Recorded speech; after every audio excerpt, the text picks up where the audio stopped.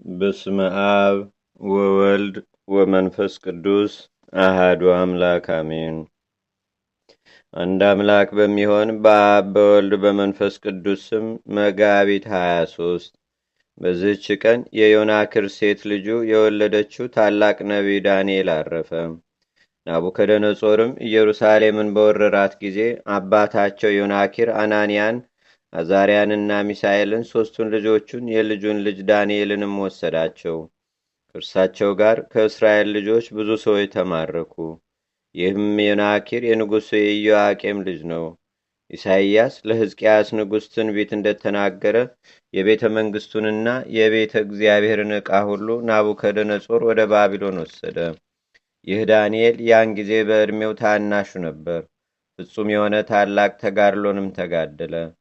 የእግዚአብሔር መንፈስም አድሮበት በባቢሎን አገር ትንቢት ሲናገር ኖረ። ምርኮ በሆነ በአራተኛው ዓመት ናቡከደነጾር የምታስፈራ ራእይን አየ። ከእንቅልፉም በነቃ ጊዜ ያችን ሕልም ረሳት።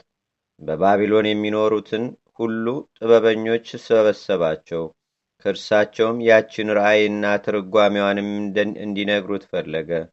እነርሱ ግን ያችን ራእይና ትርጓሜዋን ሊያውቋት አልቻሉም። የባቢሎንን ጥበበኞች ሁሉ እርሱንና ባልንጀሮቹ 3 ደቂቅን ይገድሏቸው ዘንድ ንጉሥ አዘዘ። ዳንኤልም ይህን ነገር ሰምቶ የዘበኞችን አለቃ ስለምን እንዲህ ያለ ትእዛዝ ከንጉሡ ዘንድ ታዘዘ ብሎ ጠየቀው። እርሱም ንጉሥ ስላያት ራእይ ነው። የባቢሎንና የግብፅ ጠቢባን ሁሉ እርሷን ራእዩን ትርጓሜዋንም ሊነግሩት አልተቻላቸውምና ብሎ መለሰለት።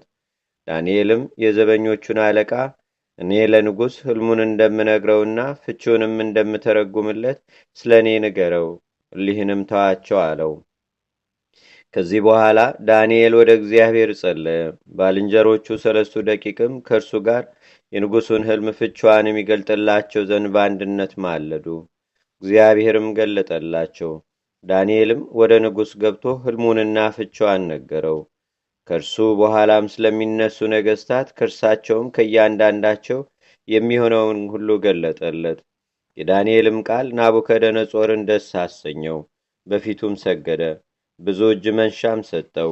ታላቅ ክብርንም ሰጥቶ በባቢሎን ጠቢባን ሁሉ ላይ አለቃ አድርጎ ሾመው። ከዚህም በኋላ ናቡከደነጾር ሌላ ሕልም አየ። ያንንም ተረጎመለት። እንዲህም ብሎ አስረዳው። ስለታበይክ እግዚአብሔር ከሰው መካከል አውጥቶ ከአራዊት ጋር በዱር 7 ዓመት ያኖርህ ዘንድ አለው። እንደ እንስሳም ሳር ትበላለህ። ከ7 ዓመትም በኋላ ወደ መንግሥትህ ይመልሰሃል በማለት ይህም ተፈጸመበት። ናቡከደነጾር ከሞተ በኋላ መልአክ በግድግዳ ላይ የጻፉትን ለልጁ ለብልጣሶር ተረጎመለት። በቤተ እግዚአብሔር ዕቃ በጠጣ ጊዜ ጽሑፉ የተቆጠረ የተመጠነ የተመዘነም እንደሆነ ትርጓሜውም ዙፋኑንና መንግስቱን እግዚአብሔር ለሌላ ሰው የሰጠው መሆኑን ገለጠለት። እንዲህም አለው፣ ቢመዝንህ ጎደሎ ሆነ አገኘህ። መንግስትህንም ለፋርስ አሳልፎ ሰጠ። ትንቢቱም ተፈጸመች። እግዚአብሔር እስከ ዓለም ፍጻሜ የሚነግሱትን ነገስታት በራእይ አሳየው። የሐሳዊ መሲህንም መገለጥ አሳየው። ከዚህም በኋላ የእግዚአብሔርነቱን ክብር፣ ልዕልናውን፣ ጌትነቱንም አሳየው። የክብር ባለቤት ክርስቶስን ወደ ዓለም መምጣቱን ትንቢት ተናገረ። ሱባኤዎችን ወሰነ። እነዛ ሱባኤዎችን በተፈጸሙ ጊዜ የክብር ባለቤት ጌታችንና አምላካችን መድኃኒታችን ኢየሱስ ክርስቶስ መጣ። ክርስቶስ ይመጣል፣ ይገድሉታልም፣ ለኢየሩሳሌምም መዳኛዋ ይሆናታል ብሎ ትንቢት እንደተናገረ የክብር ባለቤት ከሆነ ከጌታችንና ከአምላካችን ከመድኃኒታችን ከኢየሱስ ክርስቶስ ስቅለት በኋላ ኢየሩሳሌም እንደምትጠፋ ቤተ መቅደስም እንደሚፈርስ የተናገረው ትንቢት ሁሉ ተፈጸመ። በባቢሎን አገርም ቤል የሚባል ጣዖት ነበረ።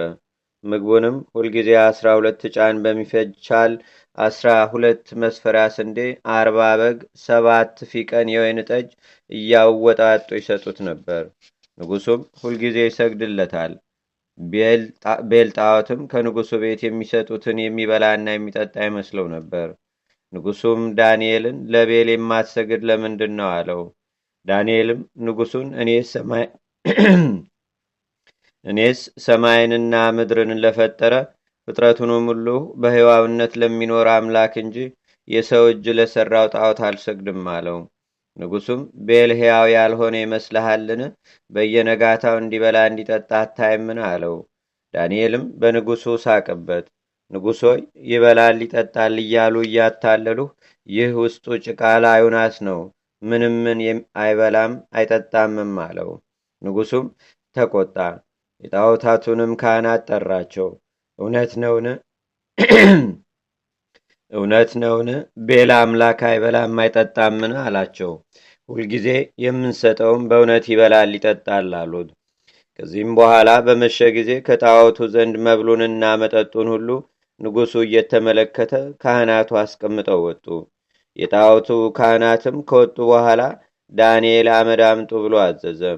አመጡለትም። ንጉሡም ከዚያ ሆኖ እያየ በጣዖቱ ቤት ውስጥ ነሰነሰው። ንጉሡም በቁልፉ ከዳንኤል ጋር በአንድነት ቆለፉት። አትመውትም ወደ ማደሪያቸው ሄዱ። የጣዖቱ ካህናት ግን ከምድር በታች ውስጥ ለውስጥ መግቢያ ቀዳዳ ነበራቸው።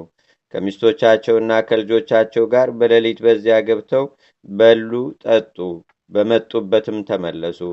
በማግስቱም ንጉሡ ወጥቶ የጣዖቱን ቤት ከፈተ። ራሱ ካኖረው መብሎች ምንም አላገኘም።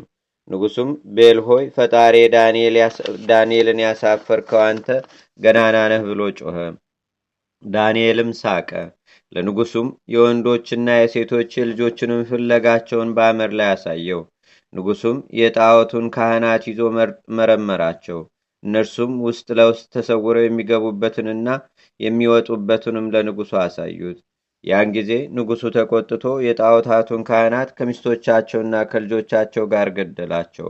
ጣዖቱንም ለዳንኤል ሰጠው። ዳንኤልም ሰበረው፣ ምኵራቡንም አፈረሰ።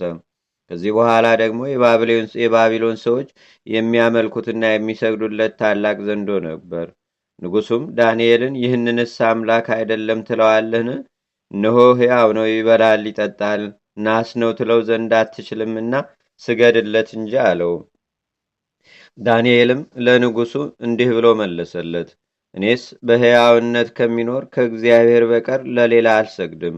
ግን ያለ ሰይፍና ያለ በትር ይህንን ከይሲ ገድለው ዘንድ አሰናብተኝ አለው። ንጉሡም አሰናበትኩህ አለው። ዳንኤልም ጠጉርና አደሮ ማር ወስዶ እንደ እንቁላልም አድበልብሎ በእሳት አጋለው። በሞራው ጠቅልሎም ለከይሲው አጎረሰው። በዋጠውም ጊዜ ሆዱ ተሰንጥቆ ሞተ። ዳንኤልም የባቢሎን ሰዎች ሆይ አምላካችሁን ተመልከቱ አላቸው።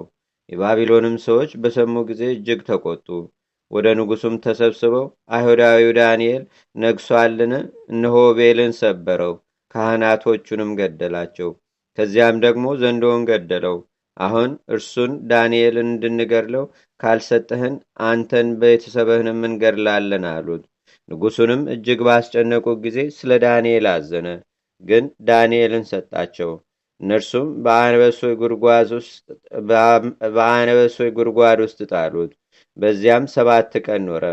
ከረሃብ ጽናትም የተነሳ እንዲበሉት በሌላ ጊዜ የሚሰጧቸውን በእነዚያ ቀኖች ምንም ምን አልሰጧቸውም ነበር። እግዚአብሔርም መልአኩን ወደ ዕንባቆም ላከው። እርሱም በኢየሩሳሌም ውስጥ ለአጫጆች ምሳ ተሸክሞ ሲሄድ በራስ ጠጉሩ ተሸከመው። ወስዶም ዳንኤል ባለበት ጉድጓድ ውስጥ አኖረው። ዳንኤልም ተመግቦ እግዚአብሔርን አመሰገነው። በዕንባቆምም ቃል ተረጋጋ። በዚያችም ሰዓት እግዚአብሔር የላከው መልአክ ወደ አገሩ ወደ ኢየሩሳሌም መልሶ አደረሰው። በሰባተኛይቱ ቀንም ስለ ዳንኤል እያለቀሰ ንጉሡ ወደ ጉድጓዱ መጣ። ዳንኤል ሙቶ አንበሶች የበሉት መስሎት ነበርና፣ ወደ ጉድጓዱም ሲመለከት ዳንኤልን አየው። አንበሶችም እንደ ድመቶች እግሮቹን እየላሱ ከእግሮቹ በታች ጥፍጥፍ ብለው ተኝተው ነበር። ንጉሡም እግሮቹን እስከሚልሱ እንደ ድመቶች አንበሶችን ያገረመለትና ያስገዛለት የዳንኤል አምላክ ታላቅ ነው ብሎ ከፍ ባለ ድምፅ ጮኸ። በዚያን ጊዜ ዳንኤልን ከጉድጓድ እንዲያወጡት፣ እነዚያንም የዳንኤልን ጠላቶች ይዘው ለአንበሶች ወደ ጉድጓዱ እንዲጥሏቸው ንጉሡ አዘዘ። ወዲያው እነዚያ አንበሶች በንጉሡ ፊት በሏቸው። ዳንኤልም የእስራኤል ልጆች ወደ ኢየሩሳሌም እስከሚመለሱበት ጊዜ በባቢሎን ኖረ። እርሷም 70 ዘመን ናት።